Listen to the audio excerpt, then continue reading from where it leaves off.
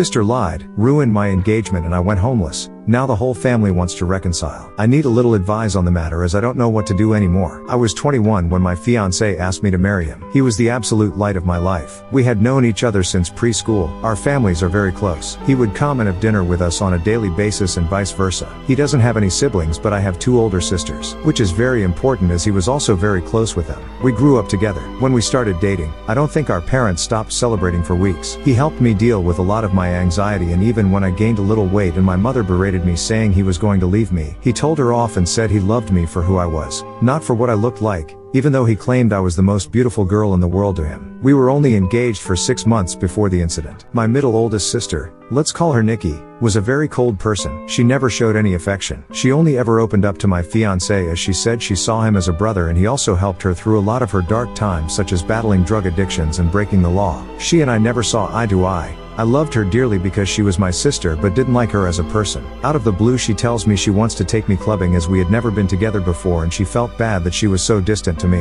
I agreed, and that night we went out. Clubbing wasn't really my style, but once I had a few drinks, I loosened up a little and began having fun. The night was going smoothly until Nikki spotted a guy across the room whom she claimed she wanted to climb like a tree. She walked over to him, and within a few minutes she was back and she had a sour expression on her face. I asked her what was up, but she never said anything. I kept pressing because I didn't want our night to be ruined. She then told me the guy didn't want her number but he wanted mine instead. I told her he was a loser and there were plenty of guys around who would kill to be with a girl like her. She didn't budge though. She told me she needed to use the restroom and then we would leave. I waited for an hour. During this time I was sipping on a lot of different cocktails. I then started feeling really dizzy and lightheaded. I figured I'd just cab it home as I was certain Nikki had left. On the way out though, I bumped into a friend of Nikki's whom she had briefly dated. He asked me if I needed a hand to my car and I explained I was getting a cab. He said he was getting ready to leave and we could share one. I told him okay and we walked out of the club together and into the first cab we saw. I tried to find my phone in my purse but I felt myself getting dizzier and dizzier. I don't remember what happened next as I blacked out, and the next morning I woke up on a hard sofa, my head pounding. When I came to, I realized I was in Nikki's friend's house and my phone was sitting on the glass table in front of me, but it was flat. When he noticed I was awake, he offered some tablets and water and explained that I had passed out in the cab and he didn't remember my parents' address, so he just picked me up and took me back here where he laid me on the sofa. I told him I needed to go home as my fiancé would be worried. He called a cab and I left. When I arrived at my parents' house, my mother, father, Nikki, my fiancé and his parents were all standing in the living room. I thought they were worried about me, but the instant I opened my mouth, my fiancé asked how could I do this to him. I tried to explain that my phone went flat, but he then went on screaming about how could I cheat on him. I was baffled. Why would he think that? I tried to explain the night's events but I kept getting cut off. Nikki then chimed in and said I was a lying ass and how could I be so heartless to a man who has been there for me through thick and thin.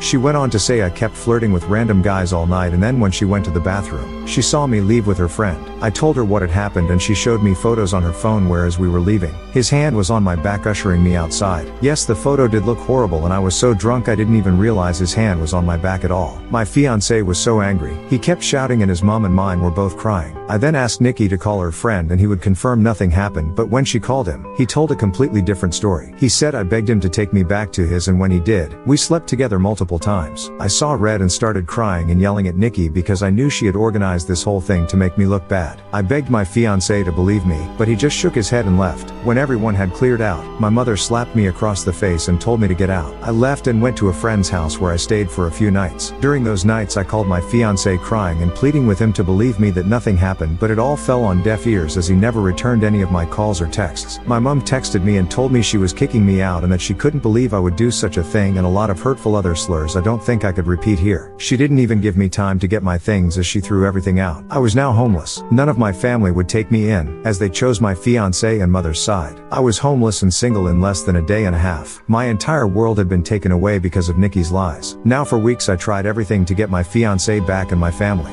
The limit for me though was when Christmas time had come and I went over to my mother's house to try and reconcile. I was sleeping from couch to couch during this time. When I got to my parents' house, I knocked on the door but no one answered. My friend then called me and told me she just saw on Facebook that my family were in another state celebrating Christmas and they had posted pictures online. Everyone was there, my sisters, parents, grandparents, and even my fiancé and his family. When I myself saw the photos, I couldn't stop crying as they all looked so happy. I cried for days and days before deciding to block them all. I even returned my engagement ring. My friend knew someone a couple hours away who was looking for some help in his restaurant, and he even had living arrangements above where he worked so I could get rent at a cheap price and work at the same time. I wanted to start over with my life as it hurt me that no one took my side and they all left me to fend for myself. I was able to move pretty quickly and was doing well. The apartment was tiny and I had to work 10+ hours almost every day, but I was able to save a lot of money. I'm not living in the apartment anymore. I was able to rent a much nicer condo, but I am still working at the restaurant as assistant manager. Now it has been roughly 2 years since I left and have not spoken to any of my family. I have no idea what is going with them until I got a knock on my door. It was my ex-fiancé. I was shocked to say the least. All these feelings came rushing back and all I wanted to do was jump into his arms. But then I remembered the pain I had felt and tried to slam the door in his face, but he stopped it and asked that I let him explain. He said that Nikki had gotten married and she had confessed that she lied about the situation because she had found someone she loved so much and realized what a horrible thing she had done. I asked him how he found me and he said my friend told him. My entire family had been trying to get in touch with me and want to see me. I told him I needed time to see if I even wanted to have them in my life. He left and I have been a mess since. I don't know what to do. I know I will never ever forgive Nikki. She could rot for all I cared, but it's hard because my other family and fiancé didn't know she was lying. But I also felt like they abandoned me too quickly without letting me explain my side. I don't know if I should forgive them. Any advice would be much helpful. Thank you for taking the time to read. Update. Wow guys, I don't even know where to begin.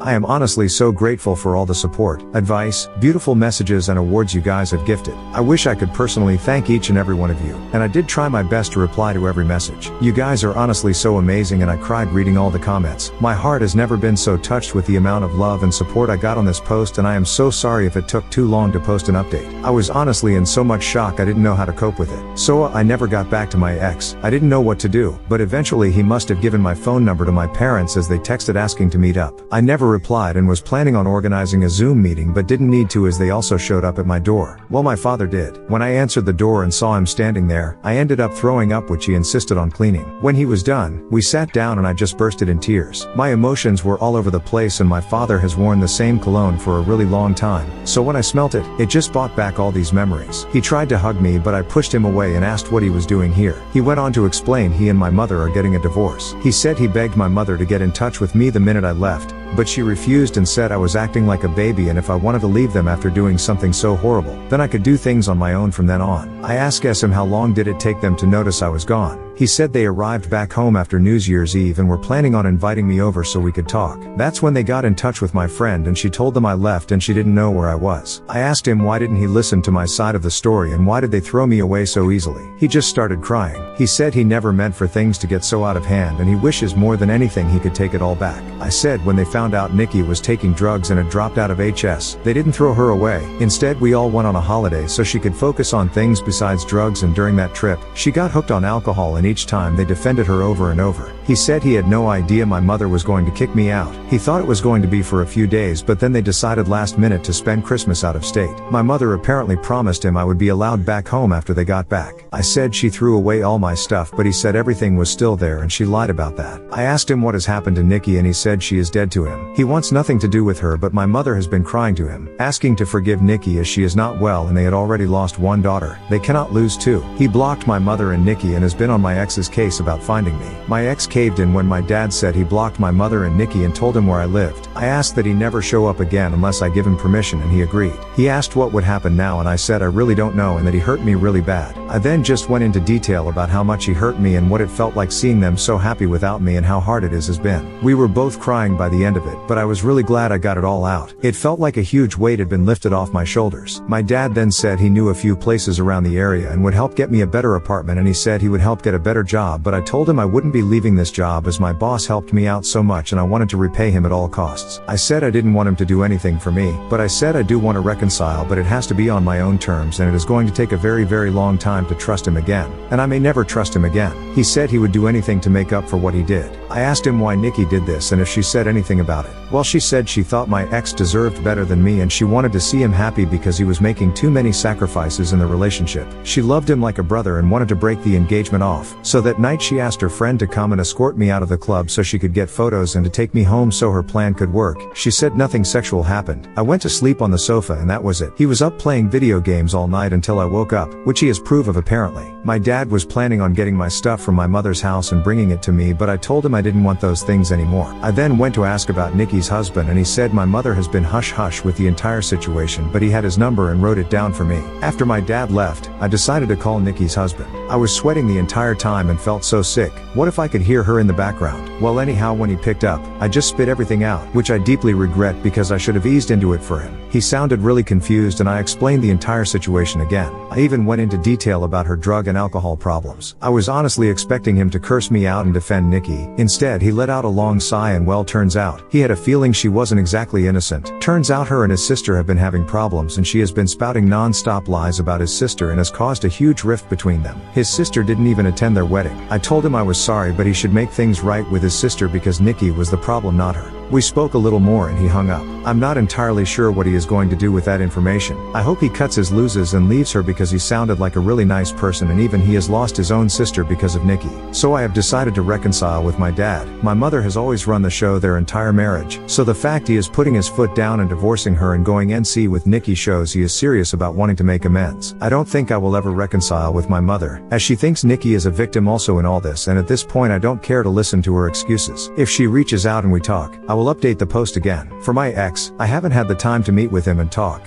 Though my dad mentioned he wanted to come with my dad, but he told him I would be too overwhelmed if both were there and seeing them separated will help make clear decisions. He also mentioned my ex was arrested for assaulting Nikki's friend who lied about the entire situation. He was being charged but the charges were dropped a few days later. I will update the post again when I have time to speak to my ex. Thank you guys for your being so patient and so caring and just amazing.